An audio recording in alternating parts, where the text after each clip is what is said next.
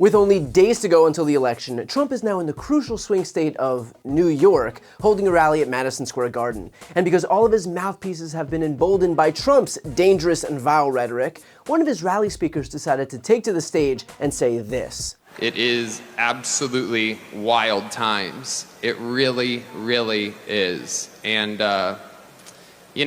there's a lot going on. Like, I don't know if you guys know this, but there's literally a floating island of garbage in the middle of the ocean right now. Yeah. I think it's called Puerto Rico. Okay. All right. Okay. We're getting there. That Puerto Rico is a floating island of garbage. Well, that probably didn't sit too well with one of the biggest Puerto Rican musical artists in the world, because Bad Bunny took to Instagram and shared this video with his 45 million followers. I will never forget what Donald Trump did and what he did not do when Puerto Rico needed a caring and a competent leader. He abandoned the island, tried to block aid after back-to-back devastating hurricanes, and offered nothing more than paper towels and insults. It would be difficult to properly convey the star power of this musical artist other than to say Taylor Swift for the Latino population. The same Latino population, by the way, that Trump is relying on to swing in his favor in this election. Well done, Donald. Well done.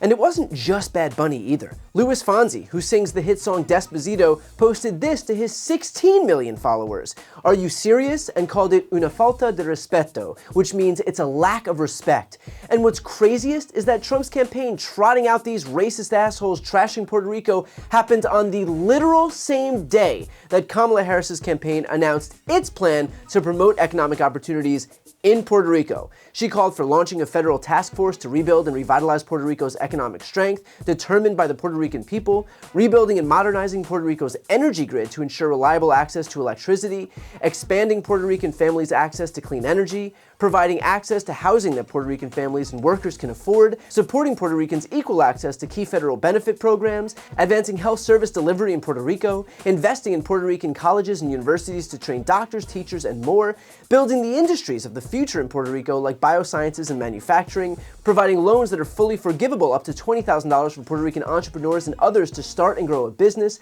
enhancing access to banking and lending to help Puerto Ricans grow wealth, expanding bilingual education and literacy, and investing in Puerto Rican artists and creators. She also released this video. There is so much at stake in this election for Puerto Rican voters and for Puerto Rico. And this election is not just a choice between Donald Trump and me. It is a choice between two very different visions for our nation. One, his, focused on the past and on himself, and the other ours, that is focused on the future and on you. Puerto Rico is home to some of the most talented, innovative, and ambitious people in our nation. And Puerto Ricans deserve a president who sees and invests in that strength.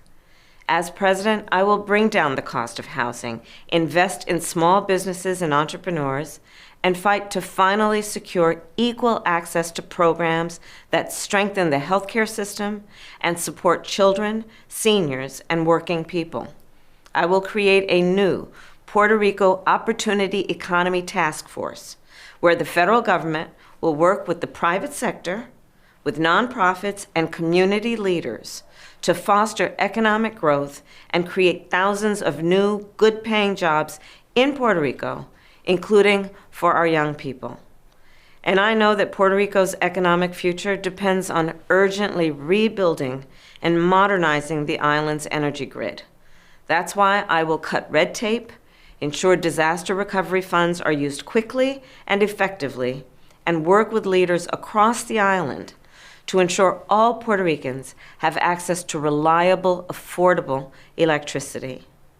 I will never forget what Donald Trump did and what he did not do when Puerto Rico needed a caring and a competent leader. He abandoned the island, tried to block aid after back-to-back devastating hurricanes, and offered nothing more than paper towels and insults. And now Donald Trump promises to be even more extreme, talking about using the military against his political enemies and being a dictator on day one. Puerto Ricans deserve better. As president, I will always fight for you and your families And together, we can turn the page and chart a new and a joyful way forward to a future where everyone can not just get by, but get ahead.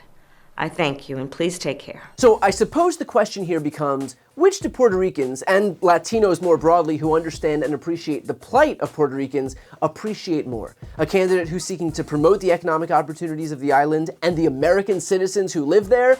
Or do they prefer a candidate whose campaign views the island as a garbage patch? Take all the time you need with that one.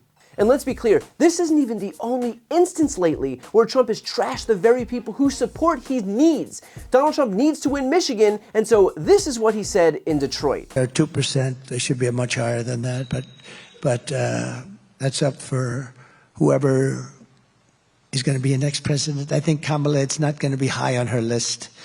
I don't think anything that we're talking about today is high on her list. The whole country is going to be like, you want to know the truth? It'll be like Detroit. Our whole country will end up being like Detroit if she's your president. You're going to have a mess on your hands. She destroyed San Francisco. She destroyed, along with Newsom, California. And we're not going to let her do that to this country. We're not going to let it happen. Which, of course, led to this ad by the Harris campaign. They said we were dead. Detroit waving the white flag, the city filing for bankruptcy. That our best days were behind us. That living here is like Living in hell. But you know what we said? We said, F that. We rebuilt ourselves. We looked out for each other, got our hands dirty, and put in the hard work. And this guy, he don't know anything about that. We are a city of winners, of up-and-comers, of builders, the Motor City. Bigger and better. Here, we believe in freedom. We don't bow down to nobody, and we never will. And so what Donald Trump doesn't understand, or care to learn, is that when he said, our whole country will end up being like Detroit if she's your president, that he should be so goddamn lucky. I'm Kamala Harris, and I approve this message. Trump also trashed Philly, which is located in the must-win swing state of Pennsylvania, and this ad was aired by the Harris campaign as well. Philly tough is different. They insult us. bad things happen in Philadelphia, bad things. They don't like us. We don't care. Because here's the thing that people like Donald Trump don't understand.